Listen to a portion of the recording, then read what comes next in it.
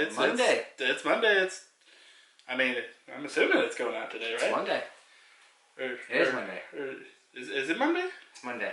You know what you clicked on? It's the rhythm section.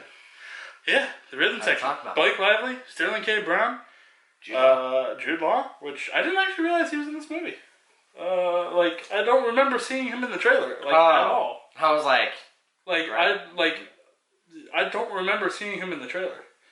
So yeah, he's in it. Yep. Yeah, cool. Tell me what it's about, buddy. Alright, so we have the typical revenge story. We have Blake Lively, who is just a normal college student. I think she's going to Oxford or something like that. Yeah, she's British in this movie.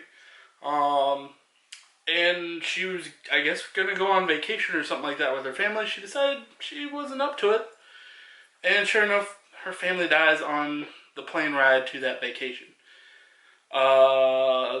So, of course, she's all down in the dumps and finds out that, it was actually terrorism, and now she wants revenge.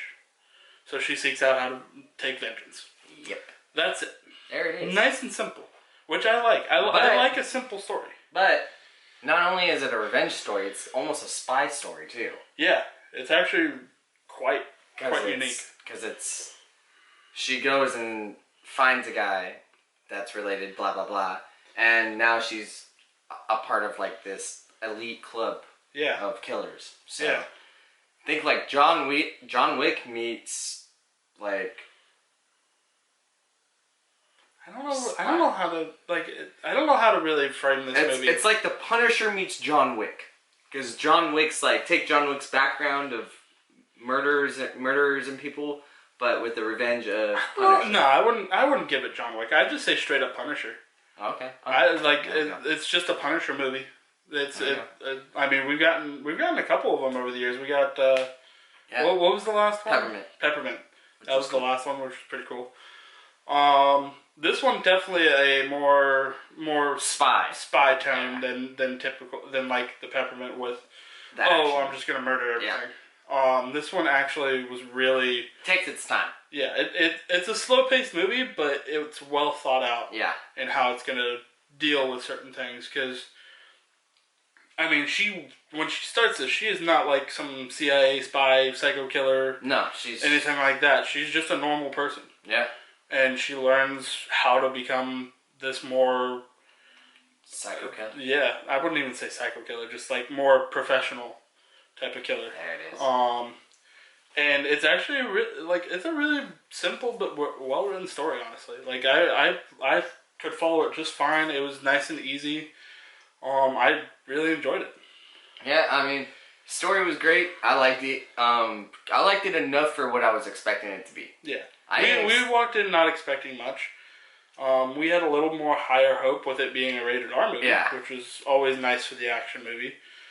But we didn't have that much. Yeah, I didn't have very much hope for it. So for it to be as good as it was, I was okay with it. We'll get into that next few stuff in a minute, but the acting, it was perfectly fine for what it was. Jude Law, again, great. Yeah, Jude Law's great. Sterling K. Brown's great. Blake Lively's amazing. The few people that are actually in this movie, because the cast isn't that big. No, it's a short cast. So the cast did really good because they were having to work with each other a lot, and you could tell that that there's actual chemistry between everybody instead of whatever. But I'd say there's really only 5 major characters now that I'm thinking about it. Yeah. And we've already named 3 of them. Story was cool. The fight scenes that were in the movie were good. Realistic. Yeah. They were way more down to earth fight scenes and no jumping out of windows and none of that BS. It was hand-to-hand combats. One of the best fights for me was the kitchen fight, because I thought that was hilarious. Oh yeah, no, that was great. That was freaking hilarious. When you guys see it, you'll know exactly what we're talking about. But yeah, I liked it. The action was cool. The story was really simple, but it was good. Yeah. So kept me entertained. Didn't have me falling asleep. So that's a plus. Yeah. Negatives. Honestly, negatives. I mean, the pacing, it's slow, but that's how a lot of these movies really are. Spy movies are slow. There's There's a lot of build-up, and I will say there's a lot more time spent on her before she becomes this professional killer type of person than I would have liked. I mean, yeah, she's struggling with all these things. Yeah, the build up, but there's a lot of that. Yeah. Which kind of brings it down a bit for me. But overall, there's not much really I can think of negative. I mean, I will say the most thing is cliche. Yeah. It follows the book for letter to letter, word to word. That's not a bad thing. It's not terrible because for the most part, it works. Yeah. It just works. Yeah. Negatives for me, pacing. Like we said, pacing's always an issue for the most part when it comes down to a spy movie, just because they do certain things and you're just like, okay, I'm here for the action. Yeah. So let's get to the action. But just a little bit of the pacing. Some of the scenes were really quiet, so I got nachos. Yeah. And it really irritated me that I couldn't eat. So that, I mean, it was that's not super quiet movie. It's a very quiet movie, so if your favorite thing to eat during movies is nachos, don't get it for don't get them for this movie, because you're not going to be able to eat them.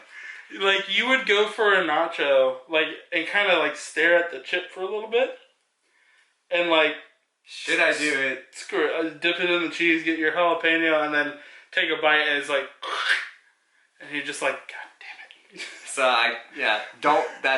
it's a very quiet movie, so do not get your nachos if you like nachos. Honestly, popcorn might not even work for this movie. The first hour of this movie is crazy quiet. It's very dialogue. Yeah. And momentous. So, besides that, not really anything negative besides those few things. So, score time. Score time? I really had to think about this. Because, last night I was thinking, it's a high 50-50 or a low buy-in. And I'm honestly, I after thinking about this movie, I liked it a lot more than I thought I would. So I'm going to go ahead and give it the low buy-in. Oh. I actually really enjoyed the movie.